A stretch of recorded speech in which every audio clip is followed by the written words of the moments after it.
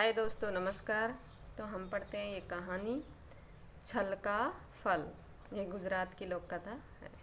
एक गांव में दो भाई रहते थे। दोनों में बहुत प्रेम था, लेकिन भाभी अपने देवर को नहीं चाहती थी। रोज रोज की कलह से बड़ा भाई तंग आ गया और उसने छोटे भाई को अलग कर दिया।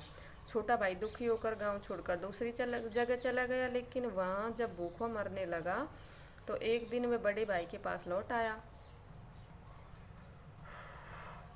बड़ा भाई खेत में हल जोत रहा था। उसने छोटे भाई से जब हालचाल पूछा तो उसने अपनी गरीबी के बारे में रोकर बताया, भैया आपको छोड़कर मैं नहीं जा सकता।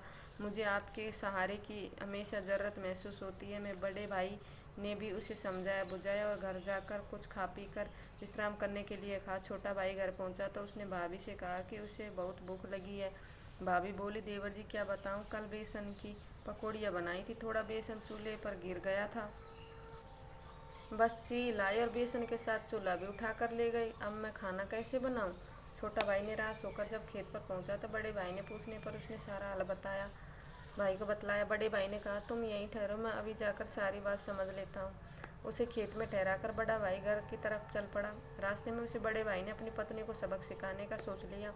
घर पहुंचकर उसने अपनी पत्नी से कहा, तुम्हारे मायके में आग लग जाने से सब कुछ जलकर खाक हो गया। तुम्हारे पियर परिवार के सभी लोगों के साथ अन्न का एक दाना भी नहीं बचा। तुम्हारे भाई भतीजे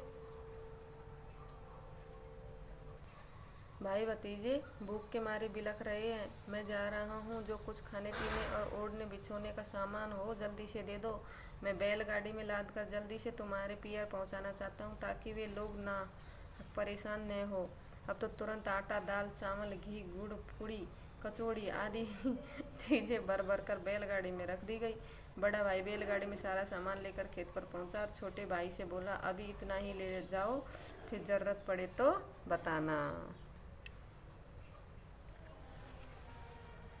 छोटा भाई बैलगाड़ी आकर ले गया। बड़ा भाई धूल से लथपथ वापस घर लौट आया। उसे उदास देखकर पत्नी ने पूछा कि ये कैसा हाल बना रखा है।